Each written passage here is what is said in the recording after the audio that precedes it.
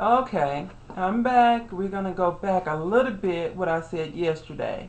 Now, if your child, this is their freshman and sophomore year, trying to determine if they're going to be on the diploma path or the certificate of completion path. Certificate of completion is not credentials. Um, it just says your child came in and was basically at school and met the IEP goals. Um, and also if your child gets certificate of completion, some schools will try to tell you this because they tried to tell me that about my one son.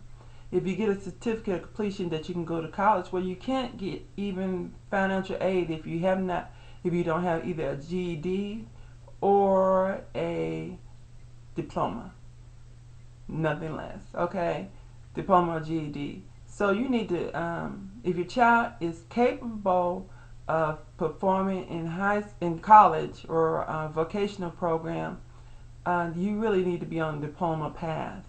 But sometimes you really have to sit back and be honest to yourself and about your child and see if that's even anything for them. But there's options for children that cannot make it in this post-secondary education world. They can do other things. So we're going to go on to, and also I'm going to read over the law a little bit. And it tells you, the law is that after graduation from high school, your child needs to reapply to be eligible to get disability services at college. Also, the college does not have to, they have to provide it, but you may have to pay for the services, or some of them or all of them. So that's something you might need to think about too when you're thinking about post-secondary education for your child. Um, the American Disability Act allows children to go to college that have disabilities. A lot of times, children's minds are very good, depending on what disability they might have.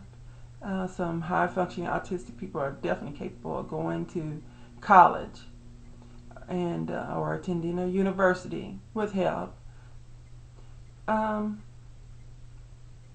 so you need to really think about that. Now, when we think about our children and what we're going to do and what they're going to do, you really need to ask them what they want to do, and then try to help them achieve what they're wanting, or try to show them what direction they need to go if they're not. 'Cause a lot of times at 15 years old, 14 years old, they don't know themselves quite what they want to do. So you need to make your decisions, and you have to do them kind of early. And once again, you have to go back and reapply for being disabled. And also, you have to go to the Student of Disabilities office of the college you choose. Also, you really need to check into the services that are at that school. You need to go in to see what their policies are and all that type of thing. Smaller school or private colleges a lot of times don't have the funds to make a lot of accommodations. That's when you must pay. So you need to really look at this. Okay. Junior year. Review course of study, graduation status to ensure you're still on track, and adjust course, study, graduation status as needed. Okay. Beginning job training classes or vocational programs if course of study is vocational. Beginning talking with family, teacher, job coaches, and about jobs that interest of the child, that are interest of the child.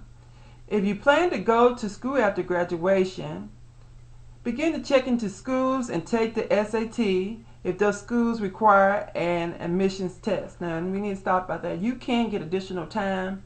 You need to apply for the additional time for the PSAT and the SAT for your child, so they can have make things more of an even playing field for your child while taking the SAT and the PSAT.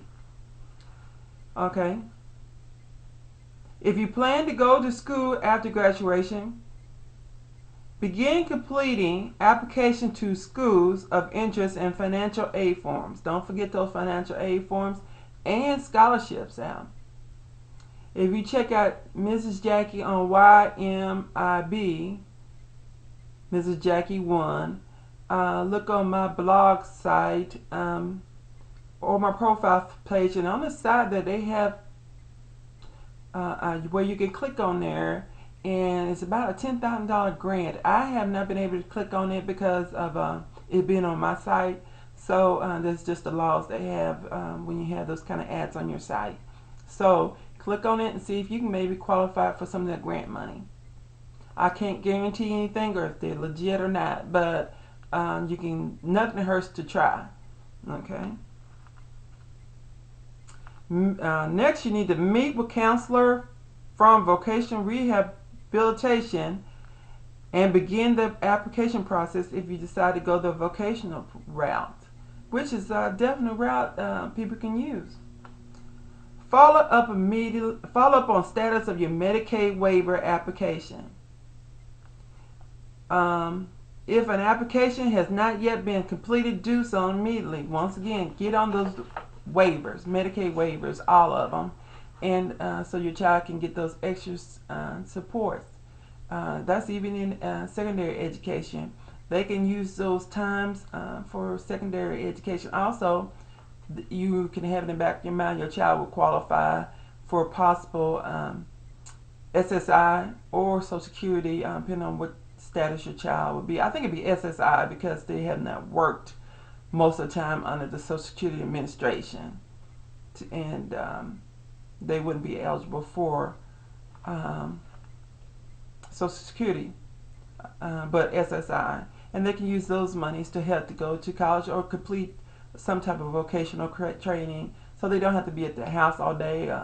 You're going to have to figure out something for your child to do after high school, so this is a good way to try to go with vocational training. Also, check out my blogs and my website at ymib.com, Mrs. Jackie.